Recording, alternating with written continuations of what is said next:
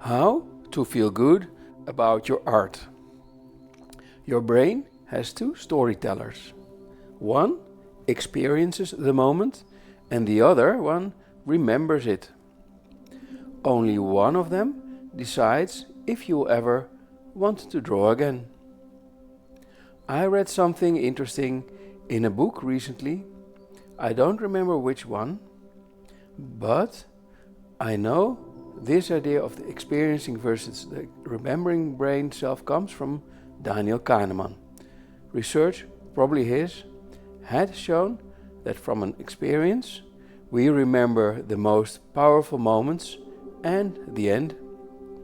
The research had been done in the context of using painkillers and experiencing pain. If you had experienced a lot of pain during a period but were free of pain in the end, you remembered mostly that end. And here is the strange part. Your remembering brain does not care how long the frustration lasted. It only remembers how it ended.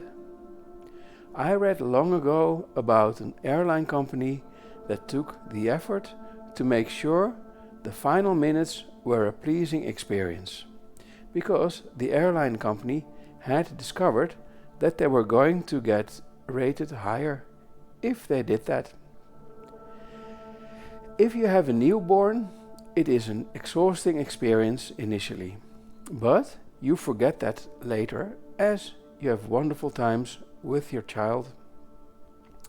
It is good you forget, because otherwise no one would ever even think of taking a second child. The experiencing brain versus the remembering brain. While we do something, we experience it, but our brain only remembers highlights and the end afterward. This matters for drawing. Drawing can be fun. It can be slightly less fun occasionally when you need to do things you don't like. I wouldn't say I like drawing perspective lines, for example. It is okay if not every second is joyful. Do make sure that you enjoy it most of the time, though. Otherwise, why do we do it? But if you end up with a result that pleases you, you remember that, and you will be more excited to draw the next day. It's why I advise you to initially do only one memory drawing in my memory drawing workbook. Your brain gets exhausted. You should consider stopping drawing when a drawing you made came out right, so that you feel good about it, about the experience, and more motivated the next day. Also, when drawing in pen, stop as soon as you start making mistakes due to fatigue.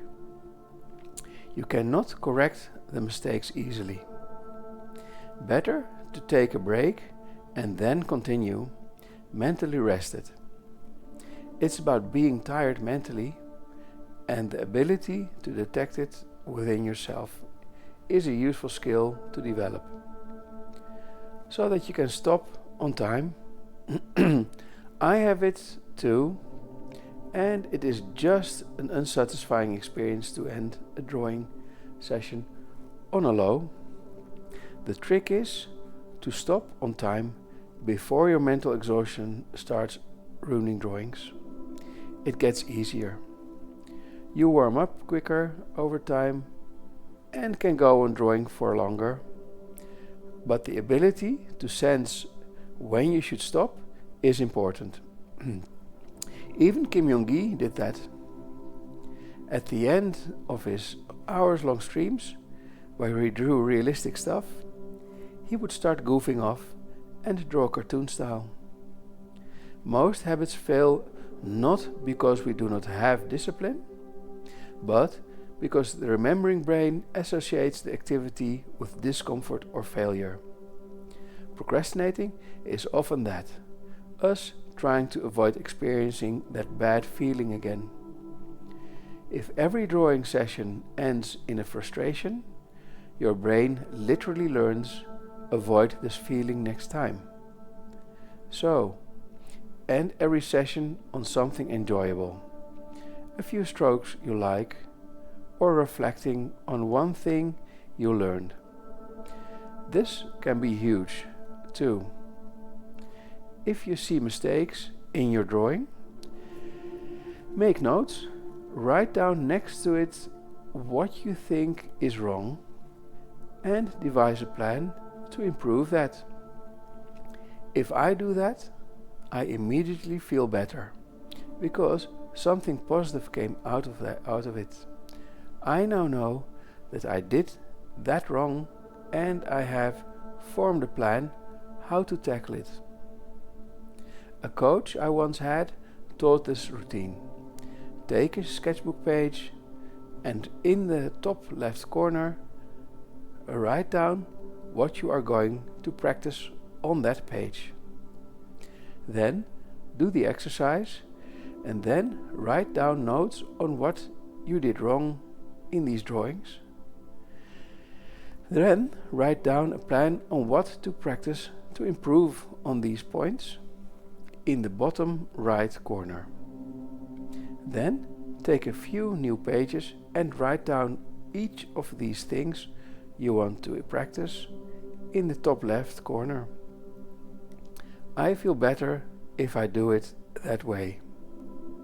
For some reason, learning what to improve feels like a positive end result, and having these sheets of paper with a description in the top left corner on what you want to practice next gives you a roadmap on what to practice next or the next day. Do not stop when you are feeling down about the result. Find a way to give it a positive spin, so your remembering brain tags the experience as good. There are various ways you can achieve that. The obvious one is to finish with a nice drawing, but there are other options. You can record how long you drew and feel good about that. You can be happy with a sketchbook page even though the individual sketches have lots of mistakes in them. You can feel happy that you came up with a solution to a problem you were struggling with, or a plan how to improve on a certain skill. Completing a sketchbook can feel satisfying. Another way to look at it is this. In the book Refuse to Choose, Barbara Sher has some great insights for creative people like me who jump from one project to another. She used this metaphor. Bees visit flowers and suck up the nectar. They get what they want from that flower and go to the next. You can also approach it that way. Decide beforehand what you want to get out of a drawing or a sketch. Is it a preparatory sketch for a finished piece, maybe? Or maybe you're trying to understand the structure of a nose. That way, even if you end up with a bad drawing, it can still be on the positive if you got what you wanted out of it. In her book, she meant it in another way. She meant to say it is okay to jump from one topic, to abandon projects for other projects, but it is useful to record how you feel about the end result and why, and to remember what you wanted to get out of it. The it being the drawing, or the sketch, or the sketchbook page, or sketchbook, or illustration, or painting. Celebrate small wins. Your remembering brain thrives on closure and reward. So, If you just drew something beautiful or finished a nice looking sketchbook page, consider stopping there. Consider adding another drawing session later, but celebrate that success and enjoy it. Let that be the thing your remembering brain remembers. Our experiencing brain lives in the struggle, but our remembering brain writes the story, and that story decides if we ever show up again. Check out the Practice Drawing This website, where I host lots of drawing practice resources which you cannot find anywhere else. Thank you for listening.